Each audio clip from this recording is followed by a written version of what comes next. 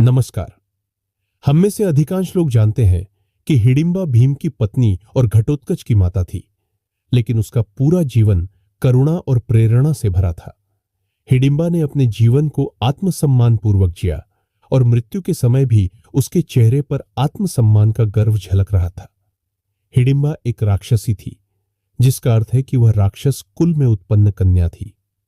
कहा जाता है कि रावण ने इस कुल की स्थापना समाज में दबे कुचले और पिछड़े लोगों को स्वतंत्रता दिलाने के लिए की थी। राक्षस इतने क्रूर हो गए थे कि राक्षस शब्द अपशब्द बन गया था।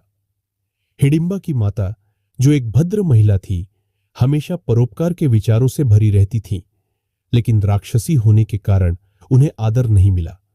उनके कोमल स्वभाव के कारण उन्हें राक्षस समाज में भी सम्मान नहीं मिला।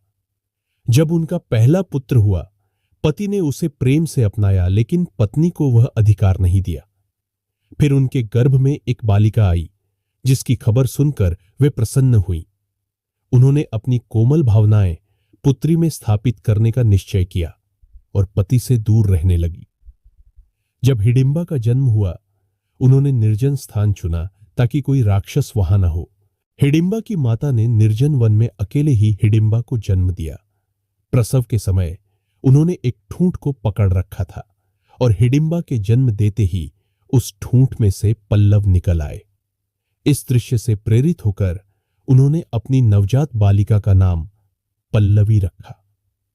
द्वापर युग में स्त्रियों का अपना व्यक्तित्व नहीं माना जाता था, इसलिए पल्लवी को कोई उसके नाम से नहीं बुलाता था। वह हमेशा हिडिंबा के नाम से जानी जाती थी। पल्लवी की माता ने उसे परोपकार और सच्चरित्रता की शिक्षा दी। दुर्भाग्य से पल्लवी की माता का देहांत उसके 10 साल की उम्र से पहले ही हो गया, जिससे वह अपने पिता और भाई पर निर्भर हो गई। पल्लवी बुद्धिमान थी और राक्षसों में स्त्रियों को थोड़ी अधिक स्वतंत्रता दी जाती थी, इसलिए उसके पिता ने उसे पढ़ाई के लिए भेजा। पल्लवी ने आसुरी विद्या, राक्षसी विद्या, मायावी विद्या और वैद्यक विद्या में महारत हासिल की। उसके पिता के निधन के बाद उसका भाई डिंब राजा बना, जो अपने पिता से भी अधिक क्रूर था। वह मनुष्यों से नफरत करता था और उन्हें कच्चा खा जाता था। पल्लवी का मन यह सब देखकर घृणा से भर जाता और वह उसे रोकने का प्रयास करती, लेकिन उसका भाई नहीं मानता था। हालांकि पल्लवी की मायावी विद्या में प्रवीणता के कारण उसका भाई उसे नहीं रोकता था। पल्लवी की सहायता से उसके भाई डिंब ने राज्य संचालन किया, इसलिए वह उसकी कठोर बातों को भी सह लेता था। डिंब की क्रूरता बढ़ती गई और पल्लवी को हिडिंबा के नाम से जाना जाने लगा, जो उसे कभी पसंद नहीं आया। एक दिन डिंब ने पल्लवी को बताया कि 5 नौजवान और एक बूढ़ी स्त्री उनके वन में आए हैं और वह उन्हें खाना चाहता है, इसलिए पल्लवी से उन्हें मायावी विद्या द्वारा लाने का प्रयास करने को कहा। हिडिंबा ने यह करने से इनकार कर दिया और अपने जन्म स्थान की ओर चली गई, जहां उसे शांति मिलती थी। वहां का ठूंठ अब एक वृक्ष बन चुका था और पल्लवी वहीं विश्राम करने लगी। हिडिंबा जब अपने प्रिय पेड़ के पास पहुंची तो उसने देखा कि 5 पुरुष और एक वृद्धा स्त्री वहां बैठे हैं। 4 पुरुष और वृद्धा सोए थे और एक हट्टा कट्टा पुरुष पहरेदारी कर रहा था। यह देखकर हिडिंबा को क्रोध आ गया, क्योंकि वह पेड़ उसे माता के समान प्रिय था और कोई वहां नहीं आता था। तभी पांडव और उनकी माता कुंती थे, जो जंगल में निर्वासन के दौरान समय बिता रहे थे। तब तक द्रौपदी का स्वयंवर नहीं हुआ था। अगर आपको हमारी कहानियां पसंद आती हैं तो कृपया इस वीडियो को लाइक करें और हमारे चैनल को सब्सक्राइब करें। इसमें आपका कुछ ही सेकंड लगेगा, लेकिन इससे हमारा चैनल जीवंत बना रहेगा और सनातन के लिए हमारा प्रयास अधिक लोगों तक पहुंचेगा। अब कहानी पर वापस लौटते हैं। हिडिंबा पांडवों को विश्राम करता देख क्रोध से भर उठी और उन्हें वहां से भगाने के लिए उनकी तरफ लपकी। भीम ने अचानक हिडिंबा के सामने आकर उसे पकड़ लिया और एक वृक्ष की ओर ले गए, ताकि उनके भाइयों और माता की नींद में खलल न पड़े। हिडिंबा भीम को देखकर मंत्रमुग्ध हो गई और दोनों ने एक दूसरे पर पहली नजर में ही प्रेम कर लिया। भीम ने हिडिंबा से पूछा कि वह उन्हें क्यों मारना चाहती है। हिडिंबा ने पूरी कहानी बताते हुए कहा कि यह स्थान उसके लिए विशेष है, क्योंकि यह उसकी माता की स्मृतियों से जुड़ा है। भीम ने कहा कि वन सबका होता है और यह निर्जन स्थान किसी एक का नहीं है। हिडिंबा ने जवाब दिया कि यह स्थान उसकी माता की स्मृतियों से जुड़ा है और वह भावुक हो गई। उसने भीम से पूछा कि क्या वे वही लोग हैं जिनकी बात उसका भाई कर रहा था। भीम ने हिडिंबा के भाई के बारे में पूछा और उसने बताया कि उसका भाई डिंब है। भीम ने कहा कि अगर वह डिंब की बहन है तो वह भी क्रूर होगी। इस पर हिडिंबा ने आहत होकर कहा कि वह अपने भाई के व्यक्तित्व से उसकी तुलना क्यों कर रहे हैं। हिडिंबा ने भीम से कहा कि वह एक स्वतंत्र व्यक्तित्व है और स्त्री होने के नाते उसके अपने गुण भी है। भीम ने जवाब दिया कि जिस तरह उसने उनके भाइयों और माता पर झपटने का प्रयास किया वह उसे भी अपने भाई की तरह क्रूर दिखा रहा था। हिडिंबा की आंखों में आंसू आ गए और उसने भीम को समझाया कि उस स्थान से उसकी माता की स्मृतियां जुड़ी है। भीम ने उसे समझा और कहा कि वह जा सकती है। हिडिंबा भीम के प्रति स्नेह से भर गई और भीम भी उसके प्रति प्रेम करने लगे। अगले दिन हिडिंबा ने भीम से प्रेम का इजहार किया, लेकिन बताया कि उसका भाई पांडवों को मारना चाहता है। भीम ने कहा कि वह अपने संबंधियों की रक्षा करेगा और अगर उसका भाई हमला करेगा तो उसे मार डालेगा।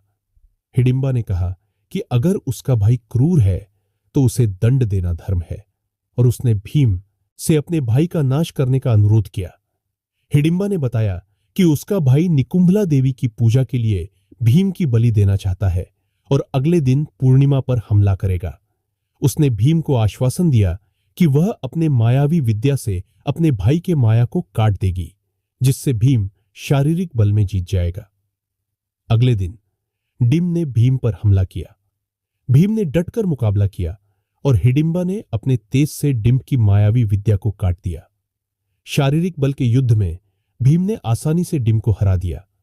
डिंब के वध के बाद उसकी जनता भीम को राजा मानने लगी, क्योंकि डिंब बहुत क्रूर था और जनता उससे त्रस्त थी। हिडिंबा ने कुंती से अपने प्रेम और विवाह की बात बताई।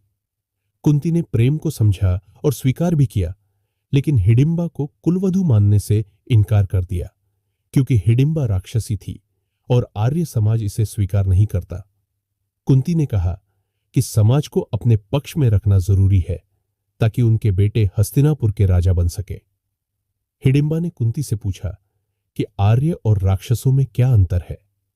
कुंती ने बताया कि राक्षसों में कई विवाह होते हैं, जबकि आर्य स्त्री एक पति रखती है।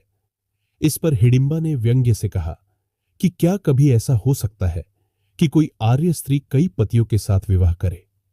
कुंती की यह बात बाद में द्रौपदी के साथ सच साबित हुई, जो कई पतियों की पत्नी बनी। हिडिंबा ने कुंती की हर बात को स्वीकार किया और भीम से विवाह किया, यह जानते हुए कि वनवास के समय तक ही भीम उसके पास रहेगा और वह कुलवधू नहीं बन पाएगी। लेकिन उसने उस समय को संपूर्णता से जीने का निश्चय किया। उसकी करुणा और प्रेम का कोई अंत नहीं था। जीवन में हिडिंबा ने अपने प्रेम को बचाने के लिए अपने आत्मसम्मान का बलिदान किया। वह जानती थी कि भीम उसके पास सिर्फ कुछ क्षणों के लिए ही रहेगा, लेकिन फिर भी उसने प्रेम की विशेषता को महत्व दिया। उसका पुत्र घटोत्कच, जिसे वह वनवास के समय गर्भ में धारण करती थी, भीम के संग प्रेरित होकर जन्म लिया।